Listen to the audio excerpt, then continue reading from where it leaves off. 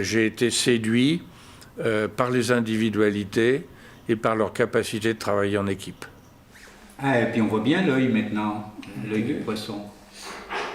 Mes collègues sont très modestes, ils ne veulent pas le dire, mais ils sont les seuls au monde à faire du damas de corroyage avec des motifs prédéterminés demandés par le client.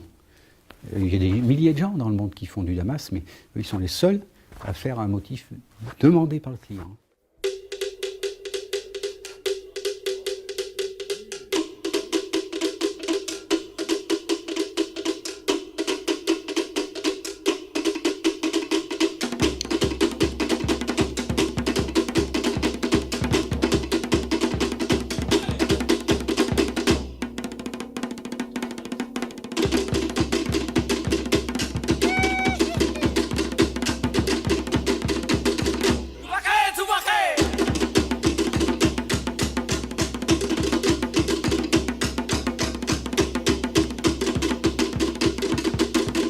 Chacun a son rôle dans l'équipe, hein. Donc on définit un travail et après,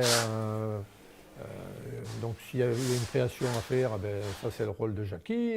Donc après si on fait rentrer les mathématiques suivant le motif qu'on veut obtenir, ça c'est le rôle de Momo. Et puis après, suivant la marche à suivre, moi je suis parfaitement ce qui a été décidé. Le forgeage d'Alain, c'est très technique. Il faut être un forgeron avec 40 ans d'expérience pour arriver à faire ce qu'il fait.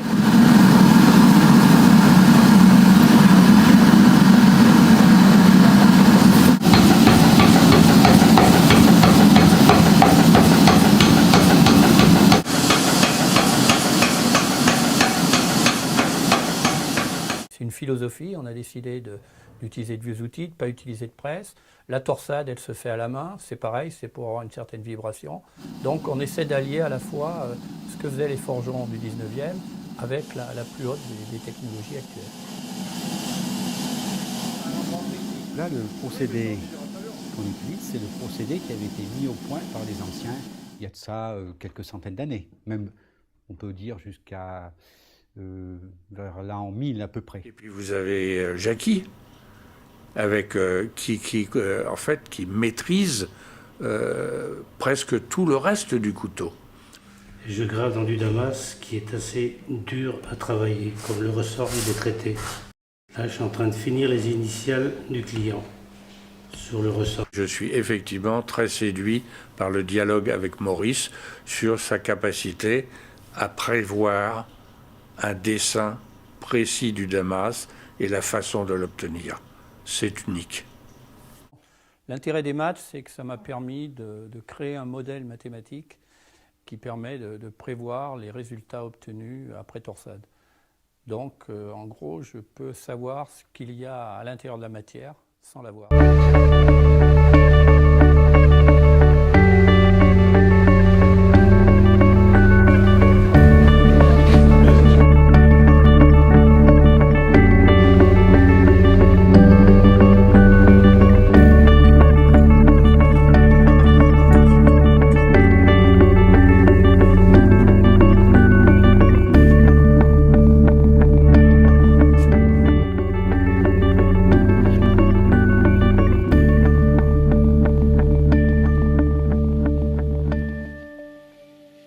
J'ai entendu parler des travaux de M. Chéré et que j'ai eu la proposition de cette première lame, du premier bol qu'il a réussi dans ce type de damas de cristallisation.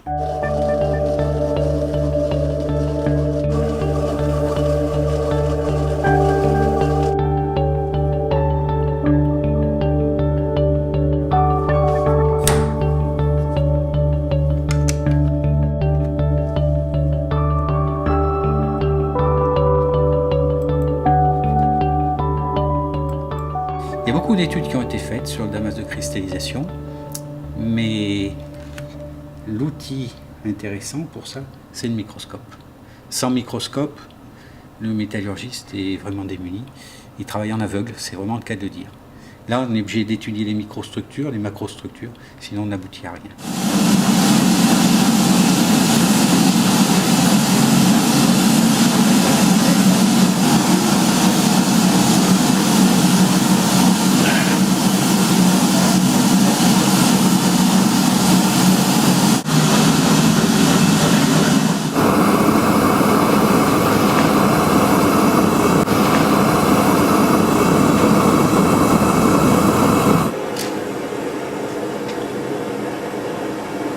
damas de cristallisation, lui, par contre, est fondu. Alors, on le fond dans un creuset, comme ceci, là. Et c'est au niveau de la cristallisation qu'il y a formation de ce qu'on appelle des ségrégations, c'est-à-dire des différences de composition localement. Et après, on met en évidence ces différences de composition par l'attaque. Alors, bien sûr, il faut forger.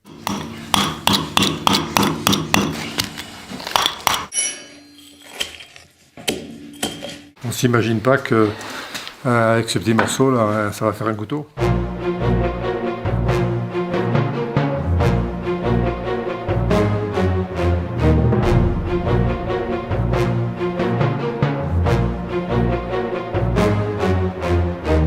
Ce sont des artistes qui sont capables d'être des artisans.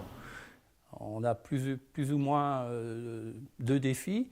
C'était déjà de faire des choses que personne n'a fait dans le monde. Ça, c'est un défi technique. Et puis, c'est surtout avec Jackie, qui aime beaucoup la création, c'est de s'éclater. Et Alain aussi, qui a des rêves, c'est de mettre ses rêves en matière. Ouais.